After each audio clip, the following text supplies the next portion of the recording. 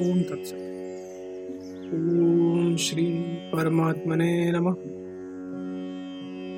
ओम श्री गुरुवे नमः। योग वशिष्ठ पाठ।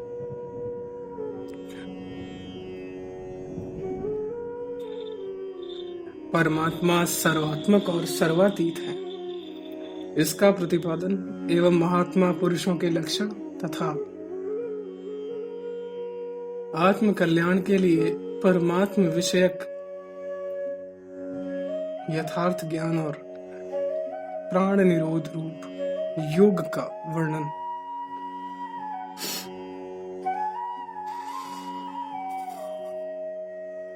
श्री वशिष्ठ जी कहते हैं, श्री राम, यह ज्ञान अत्यंत बलवान है। इसी का दूसरा नाम अविद्या है। वह अन्य असंख्य जन्मों से चला आ रहा है, अतएव वह दृढ़ हो गया है। देह की उत्पत्ति और विनाश में बाहर भीतर सर्वत्र समस्त इंद्रियां उस अविद्या का ही निरंतर अनुभव करती हैं। इसलिए वह अविद्या दृढ़ हो गई है, क्योंकि परमात्मा के स्वरूप का यथार्थ ज्ञान तो किसी भी इंद्रिय का विषय नहीं।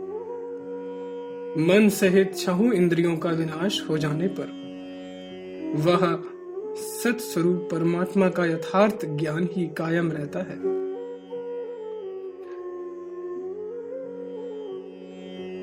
इंद्रिय वृत्तियों से अतीत होने के कारण वह परमात्मा का स्वरूप प्राणियों को प्रत्यक्ष कैसे हो सकता है, क्योंकि प्राणी तो पदार्थों का अनुभव मन इंद्रियों के द्वारा ही करते हैं। रघुनंदन, जिस प्रकार परमात्म ज्ञान के अभ्यास में निरत राजा जनक परमात्म तत्व को यथार्थ रूप में जानकर भूमंडल में विचरण करते हैं, उसी प्रकार तुम भी विचरण करो। भगवान नारायण जीवों के कल्याण के लिए विभिन्न लीलाएं करने के जिस निश्चय से पृथ्वी पर नाना योनियों में अवतार लेते हैं, वही निश्चय वास्तविक यथार्थ ज्ञान है। रघुनंदन, जगदम्बा पार्वती के साथ रहने वाले त्रिनेत्र महादेव जी का या राग रहित ब्रह्मा का जो निश्चय है, वही निश्चय वास्तविक है। तुम्हारा भी वही निश्चय होना चाहिए। देव गुरु बृहस्पति, शुक्राचार्य, सूर्य, चंद्रमा, वायु, अग्नि, महामुनि नारद, महर्षि पुलस्त, अंगिरा, प्रचेता, भृगु, क्रतु, अत्रि, शुकदेव तथा अन्यान जीवन मुक्त ब्रह्म ऋषि और राज ऋषि महात्माओं का तथा मेरा भी परमात्मा के स्वरूप के विषय में जो निश्चय है, वही निश्चय तुम्हारा होना चाहिए।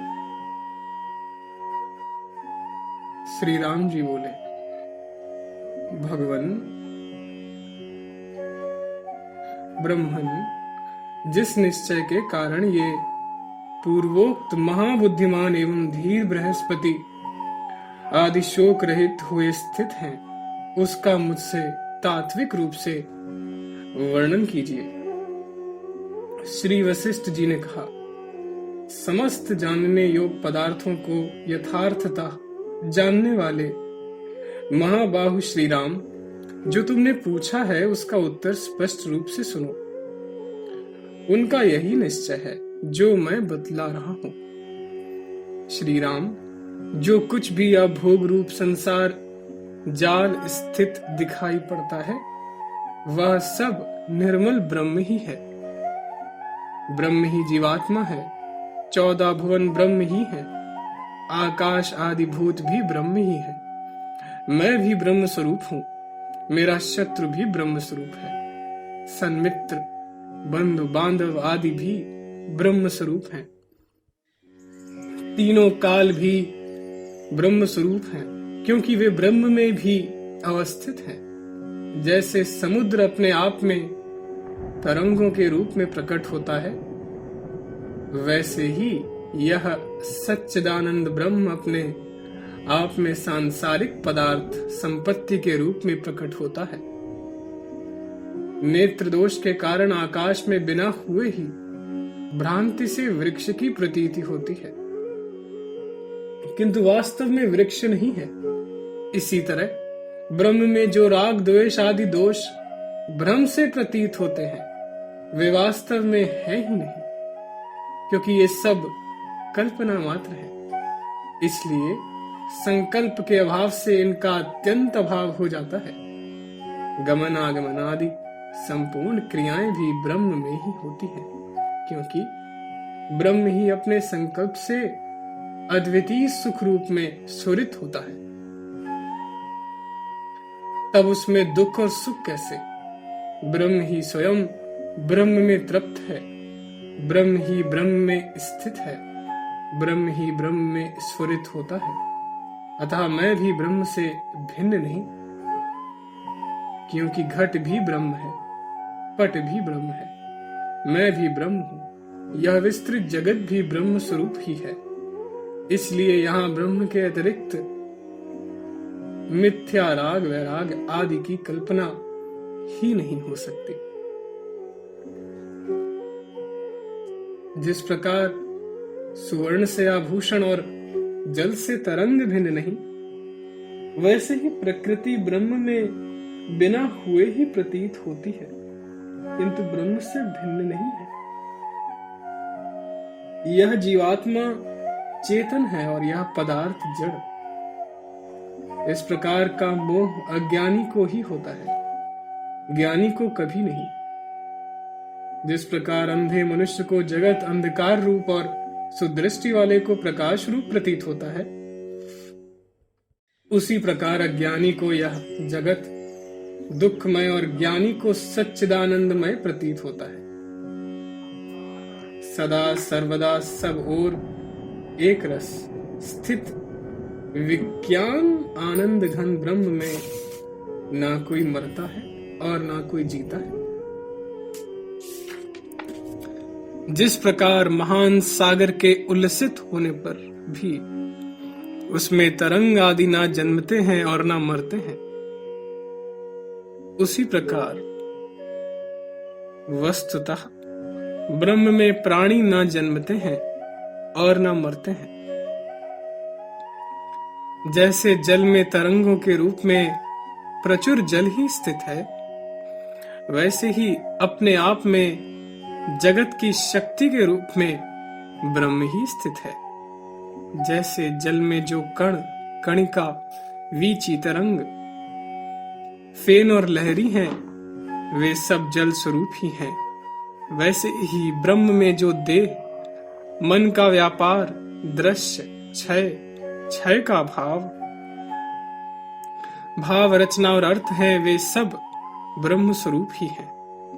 जिस प्रकार सुवर्ण से बनी आभूषण की विभिन्न आकृति रचनाएं सुवर्ण से पृथक नहीं होती, उसी प्रकार ब्रह्म से उत्पन्न हुई चित्र विचित्र देह आदि की आकृति रचनाएं भी ब्रह्म से भिन्न नहीं हो सकती।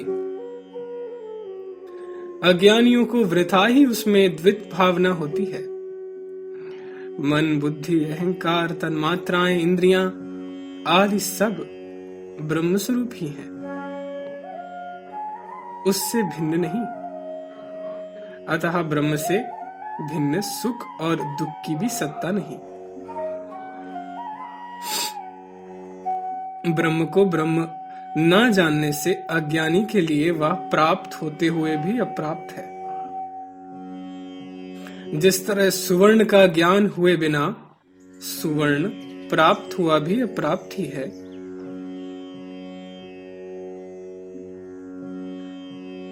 ब्रह्म को ब्रह्म जान लेने पर तत्क्षण ही ब्रह्म प्राप्त हो जाता है। जिस प्रकार सुवर्ण को सुवर्ण जान लेने पर तत्क्षण ही सुवर्ण प्राप्त हो जाता है।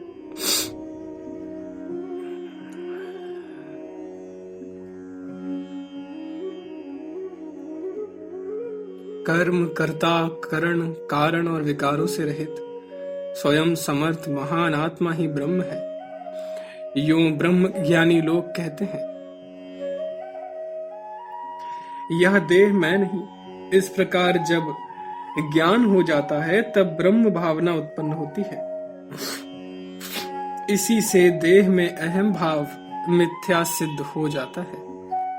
उस समय पुरुष देह से विरक्त हो जाता है। मैं एकमात्र ब्रह्म स्वरूप हूं। इस प्रकार यथार्थ ज्ञान होने पर ब्रह्म भावना प्रकट होती है। उस अपने वास्तविक रूप का यथार्थ ज्ञान होने पर अज्ञान विलीन हो जाता है। मुझे ना दुख है, ना कर्म है, ना मोह है, ना कुछ अभिलषित ही। मैं एक रूप अपने स्वरूप में स्थित शोक शून्य तथा ब्रह्म स्वरूप हूं। यह ध्रुव सत्य है। मैं कल्पनाओं से शून्य हूं। मैं सर्वविध विकारों से रहित और सर्वात्मक हूं। मैं न त्याग करता हूं और न कुछ चाहता हूं। मैं परब्रह्म स्वरूप परमात्मा हूं। यह ध्रुव सत्य है जिसमें सब कुछ स्थित है, जिससे यह सब उत्पन्न हुआ, जो यह सब है, जो सब और विद्यमान है एवं जो सब का अद्वितीय आत्मा है, वही परब्रह्म परमात्मा है। यह निश्चय है, वही चेतन आत्मा, वह व्यापक दृश्य रहित सच्चिदानंद घन ब्रह्म तत्व ही ब्रह्म सत्य ऋत ज्ञा इत्यादि नामों से सर्वत्र कहा जाता है। विषय संसर्ग रहित चेतन मात्र स्वरूप विशुद्ध समस्त भूत प्राणियों को जानने वाला सर्वव्यापक परम शांति सच्चिदानंद ब्रह्म का ब्रह्म ज्ञानी अनुभव करते हैं। सुषुप्ति के सदृश समस्त विकल्पों से रहित परम शांत स्वरूप विशुद्ध प्रकाश स्वरूप सांसारिक विषय सुखों से अत्युत्तम तथा वासनाओं से रहित सच्चिदानंद ब्रह्म ही मैं हूं। सुख दुख आदि कल्पनाओं से रहित निर्मल सत्य अनुभव रूप जो शाश्वत सच्चिदानंद ब्रह्म स्वरूप है, वही मैं हूं। पर्वत आदि पदार्थ समुदाय के बाहर एवं भीतर सर्वदा समान सत्ता रूप से व्यापक निर्लेप विज्ञान आनंद घन जो परमात्मा है, वही मैं हूं। जो संपूर्ण संकल्पों का फल देने वाला अग्नि सूर्य चंद्र आदि संपूर्ण तेजों का प्रकाशक और प्राप्त करने योग्य संपूर्ण पदार्थों की अंतिम सीमा है, उस सच्चिदानंद घन परमात्मा की हम उपासना करते हैं। वह चिन्मय परमात्मा बाहर भीतर सर्वत्र प्रकाश स्वरूप से विद्यमान और अपने आप में स्थित है। सबके हृदय में स्थित होते हुए भी उसका अज्ञान के कारण अनुभव नहीं होता, अतः वह दूर न होते हुए भी दूर कहा गया है। उस परमात्मा की हम उपासना करते हैं जो समस्त संकल्पों कामनाओं तथा रोष आदि से रहित है। उस चिन्मय परमात्मा की हम उपासना करते हैं। उस परमात्मा में यह सारा जगत प्रतीत होता है, किंतु वास्तव में इस जगत का उसमें अत्यंता भाव है तथा वास्तव में वह है, इसीलिए वह सद्रूप है, किंतु वह मन इंद्रियों का विषय नहीं, इसलिए असद्रूप है।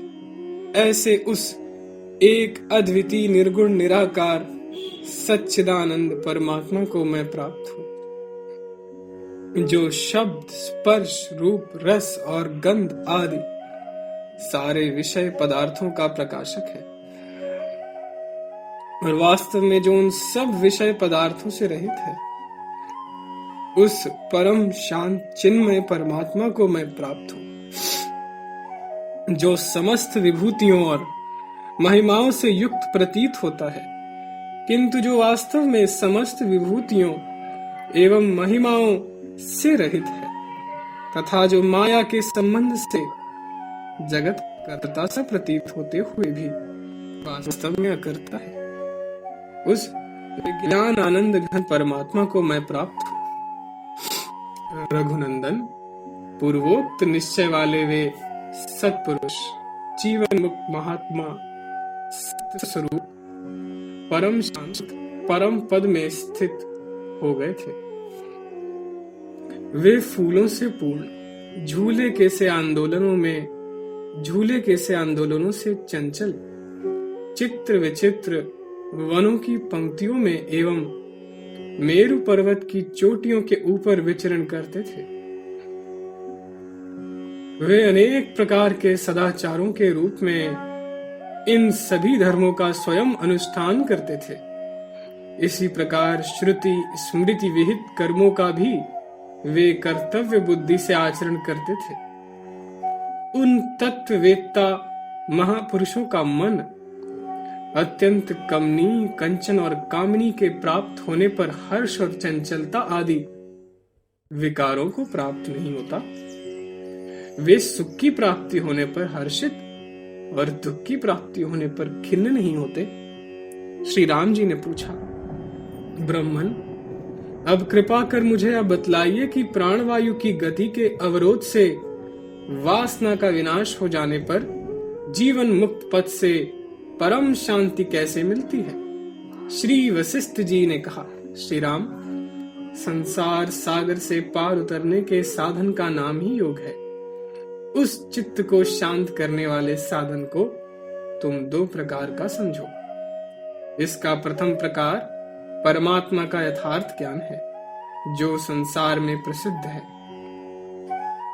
और द्वितीय प्रकार प्राण निरोध है जिसे मैं आगे बता रहा हूं, सुनो। श्री रामचंद्र जी ने पूछा, गुरुवर, योग के इन दोनों प्रकार के साधनों में कौन सा सरल और कष्ट रहित उत्तम साधन है जिसके जानने से विक्षेप फिर बाधा नहीं पहुंचाता। श्री वशिष्ठ जी ने कहा, श्री राम, यद्यपि शास्त्रों में योग शब्द से उपर्युक्त दोनों ही प्रकार कहे गए हैं, तथापि इस योग शब्द की प्राण निरोध के अर्थ में ही अधिक प्रसिद्धि है। संसार सागर से पार उतरने की पद्धति में एक योग और दूसरा ज्ञान, ये दोनों एक फल देने वाले समान उपाय शास्त्रों में बतलाए गए हैं। किसी के लिए योग का साधन असाध्य सा है और किसी के लिए परमात्म विषय ज्ञान का साधन असाध्य सा है, परंतु मैं तो परमात्म विषय ज्ञान के साधन को ही सुसाध्य मानता हूँ। यह प्राण निरोध रूप योग देश काल आसन प्राणायाम धारणा ध्यान आदि उपायों से सिद्ध होता है। अतः वह सुसाध्य नहीं, किंतु साधक को सुसाध्यता और दुस्साध्यता का विचार नहीं करना चाहिए। रघुकुल तिलक, ज्ञान और योग ये दोनों ही उपाय शास्त्रोक्त हैं। इन दोनों में से सब ज्ञानों से परे जानने योग्य विशुद्ध ज्ञान तुम्हें पहले बतलाया जा चुका है।